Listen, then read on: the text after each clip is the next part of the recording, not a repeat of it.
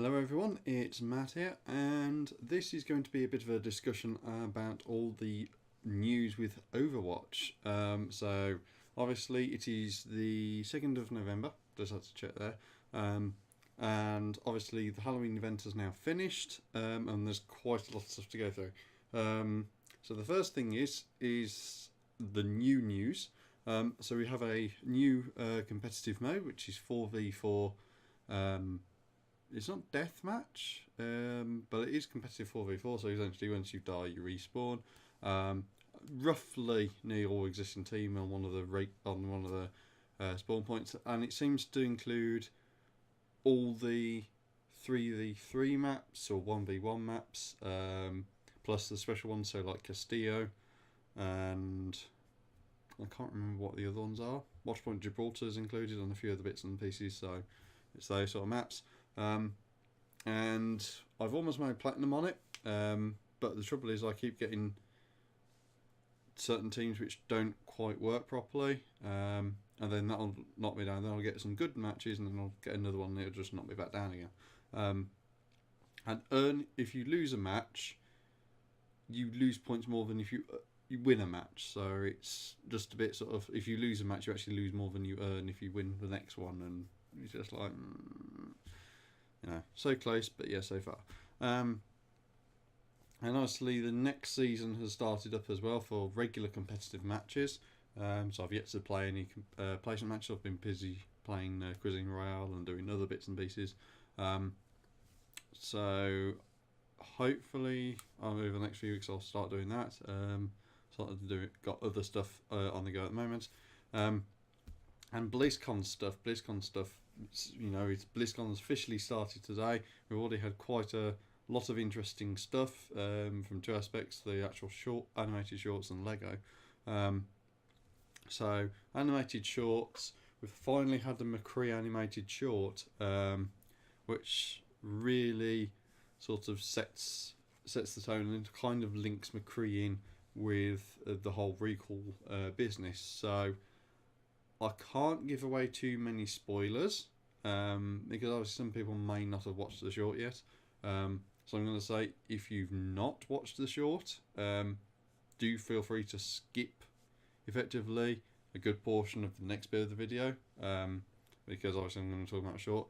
The short shows off that the payload on the Route 66 map is actually another character called Echo.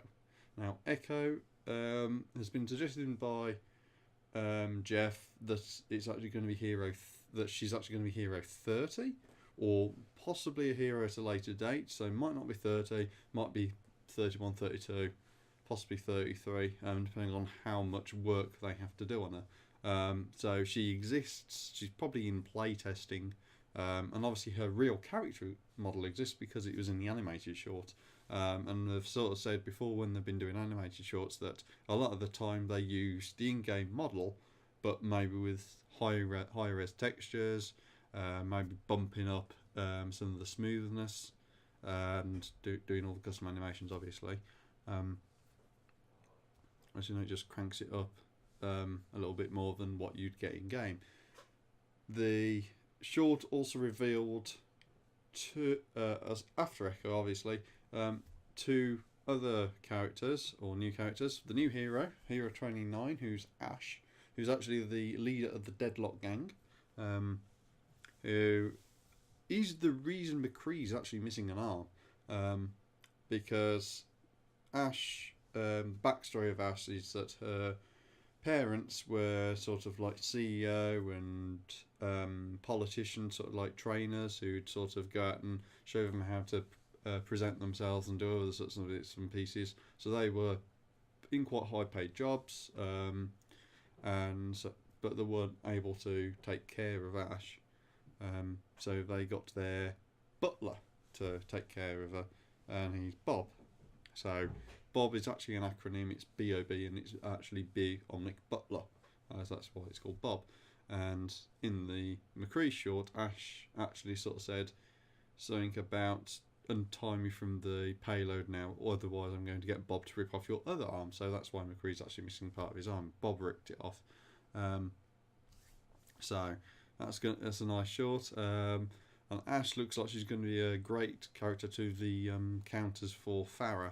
And I must admit, Farah's sort of seemed to have been getting a bit more playtime of late. So, another counter won't go amiss, especially seeing as the other characters seem to be, I wouldn't say stuck, but sometimes I'll be too busy trying to find other characters or trying to find a health pack or trying to find a healer or trying to survive themselves to try and fight Farah.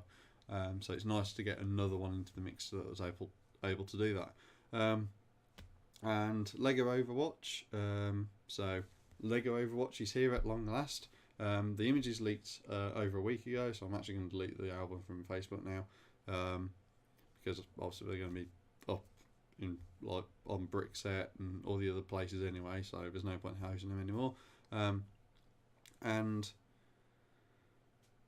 it's an interesting thing to see for the Overwatch set. So there's a couple of, obviously I can go into a lot of detail. There's supposed to be a health pack included in the Tracer vs Widowmaker set, which I'm just like, it's not in the images, but it does also mention a cargo hold within the drone.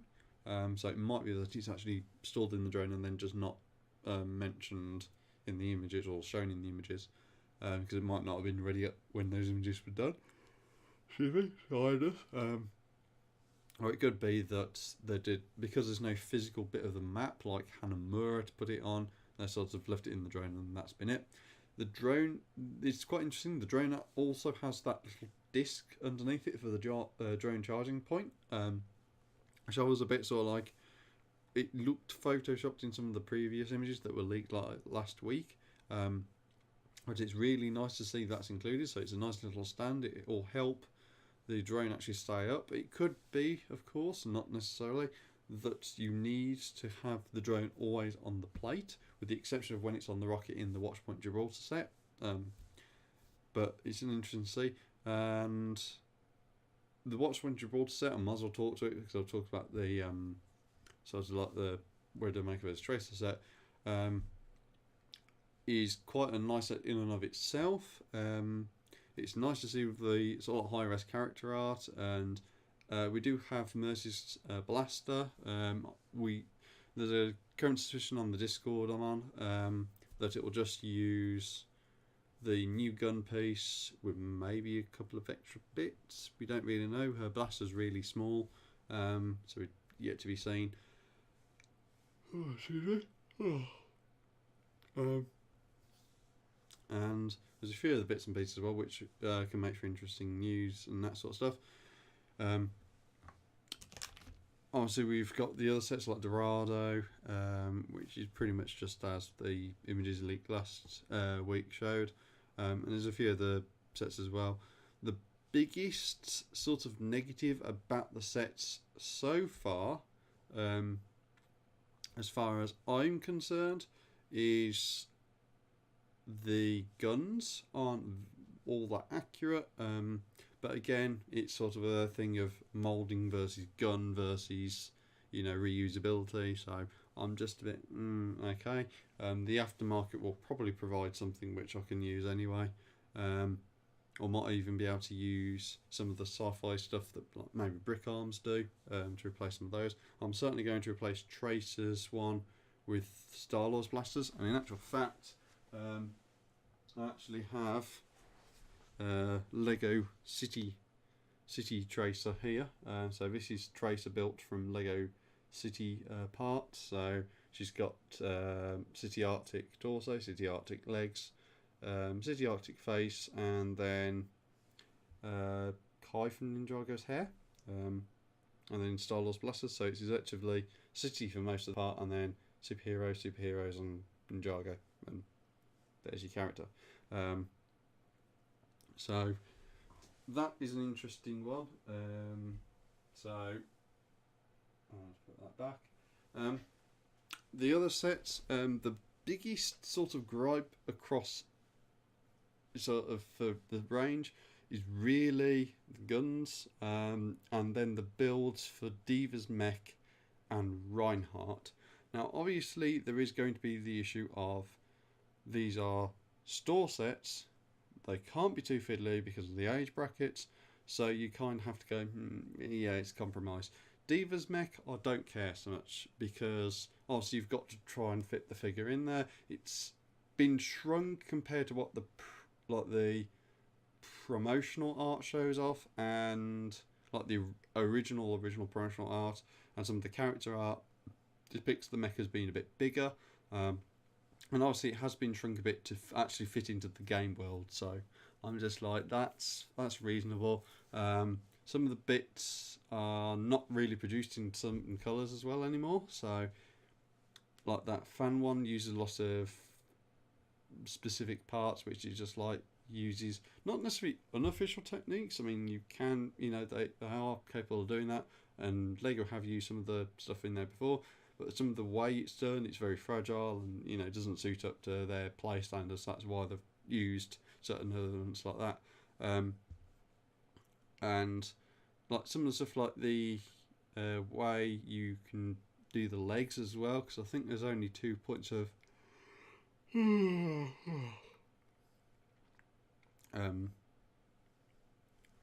articulation for the legs, where it's just like the hips and then the ankles. So is it going to work out? Reinhardt, I think, is massively out of scale. I mean, don't get me wrong, I kind of like the fact we're getting the Reinhardt, but I'd sooner have sort of like a like figure like was in the Nexo Knights. I can't remember. I think it was Axel, where he's sort of like a regular sort of figure, but with proper armor on to make him bigger. That's the sort of thing I think would be more suitable to Reinhardt. So it is still in keeping with the other characters. I kind of feel it's kind of like a waste of a set to include Reinhardt, but then just make him actually super big, so he's actually bigger than he looks bigger than Diva's mech, and it's just like, but the power armors, he's supposed to be bigger than the characters, but not giant. So it's just like, why have you done that? He's also got 2 forms of hammers as well. He's got his short for like smaller hammer, and he's also got an absolutely massive one that goes with these sort of like power armor suits. So I'm just a bit just like, why? It's good, but there's a lot of just like little bits and pieces. I'm just like, why? And obviously there's a few other bits as well. The Dorado Showdown promotional art actually uses Castillo as a background. The Watchpoint Gibraltar artwork, it does use the game assets, but again, it seems to be missing a few bits and pieces. Like it's missing like the tunnel section behind the drone charge point, and it's missing a few other little bits and pieces where it's just like, I understand why they're missing, but obviously it's just a little bit of a break from sort of how they look in game. So obviously there'll be a lot of mocking and modding of those going on in the future at least. So there's a lot of stuff to be positive for Overwatch. I think Ashe is going to be a great addition to the game. It's going to be a nice sort of compliment to the cast, and it's certainly going to be interesting to see what happens with Ashe in the future. So that's pretty much it for this video. I'm sorry for all the yawning. So yeah, that's it from me, and see you later, maybe.